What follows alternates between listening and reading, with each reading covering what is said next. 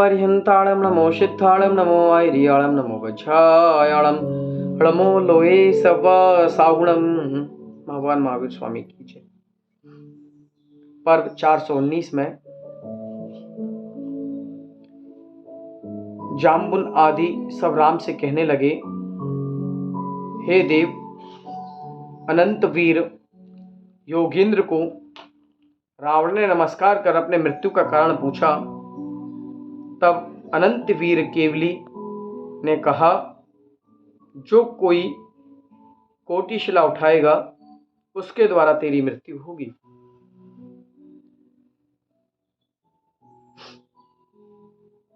तब ये सर्वज्ञ कोई वचन सुन रावण ने विचार किया कि ऐसा कौन पुरुष है जो कोटि शिला को उठाएगा।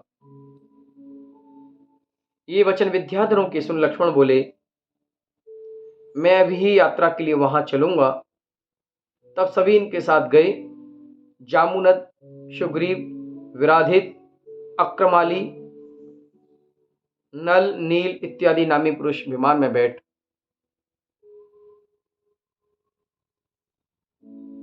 कोटिशिला की ओर चले।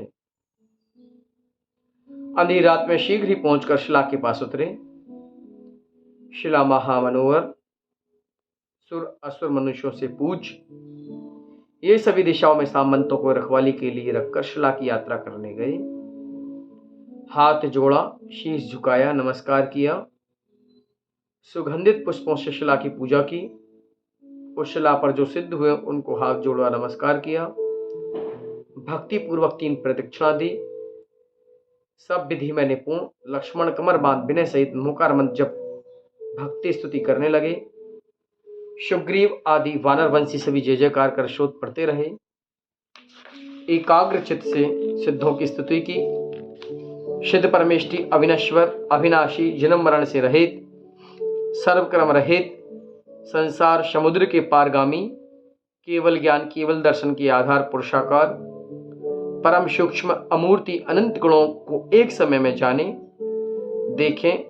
शुक्ल ध्यान रूपी अग्नि से अष्ट कर्मों को भस्म करने वाले इंद्र, धर्णेंद्र, चक्रवर्ती आदि सब आपकी पूजा स्तुति करते हैं। वे भगवान अपने निज स्वभाव में लीन अनंत सिद्ध हुए अनंत होंगे। अढ़ाई दीप में मोक्ष मार्ग का प्रवर्तन करने वाले वर्तमान में हैं।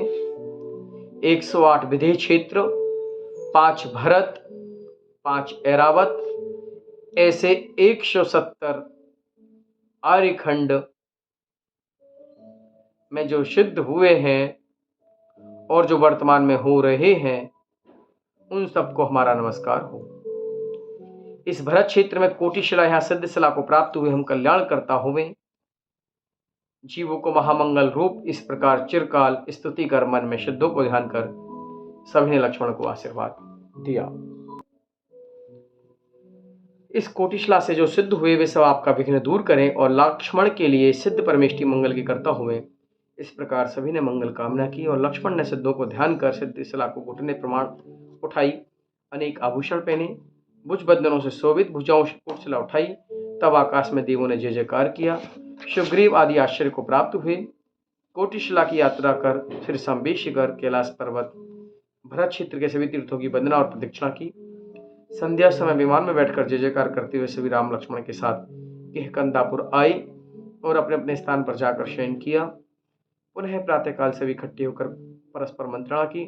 देखो, अब थोड़े ही दिनों में इन दोनों भाइयों का निष्कंटक राज्य होगा। यह मां शक्तिशाली है, इन्होंने निर्वाण शिला उठाई है। ये कोई साधारण पुरुष नहीं, असाधारण पुरुष है। ये लक्ष्मण रावण को निश्चित मारेगा। तब किसी ने रावण से कहा, रावण ने कैलाश पर्वत उठाया और उसका बल भी कम नहीं। तब किसी और ने कहा, कैलाश पर्वत विद्या के बल से उठाया था। तब कोई कहने लगे, क्यों विवाद करती हो, जगत में कल्याण के लिए उनका हित करा दो। रावण से प्रार्थना कर सीता को लाकर राम को सौंप दो, युद्ध से क्या प्रयोजन। आगे तारक मेरु महाबलवान थे तो भी संग्राम में मारे गए।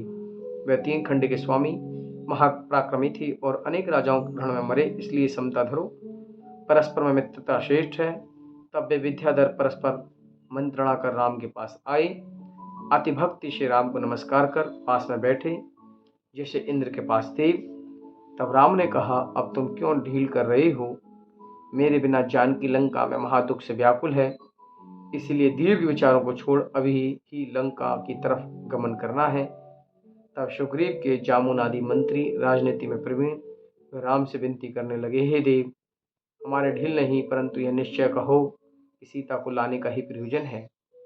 यह राक्षसों से युद्ध करना है, यह सामान्य युद्ध नहीं, विजय पाना अति दुर्लभ है। रावण भरत क्षेत्र के 3 खंड का राज करता है। द्वीप समुद्र में रावण प्रसिद्ध है, जम्बूद्वीप में उसकी महिमा अधिक है। अद्भुत कार्य करने वाला, सबके हृदय का शल, सो युद्ध योग नहीं, इसलिए रण की बुद्धि छोड़ो, हम जो कहें वह करो। हे देव, युद्ध करने से अनेक प्राणियों का नाश होगा, इसीलिए विभीषण रावण का भाई पाप क्रम रहित श्रावक के व्रतों का धारक है, रावण उसकी बात को जरूर मानेगा। उन दोनों भाइयों में परम प्रीति है, इसलिए विभीषण चतुरता से रावण को समझाएगा, अब कीर्ति से डरेगा और शर्मिंदा होकर सीता को भेज देगा।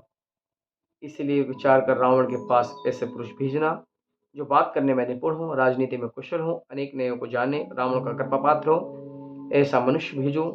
तब महोदधि विद्याधर ने कहा, आपने कुछ सुना है?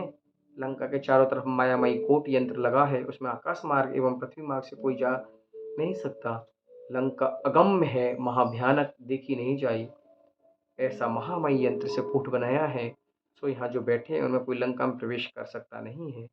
इसीलिए पवनजय का पुत्र श्री हनुमान महाविद्याओं से बलवान, पराक्रमी, प्रताप रूप है, उसे बुलाओ, वह रावण का परम मित्र है और पुरुषोत्तम है।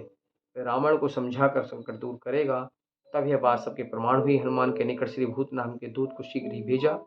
गौतम स्वामी राजा सनक से कहते हैं, हे राजन, महाबुद्धिमान हो, महाशक्ति का धारी हो और उपाय करते हो तो भी जो अनहोर होना है वही होगा।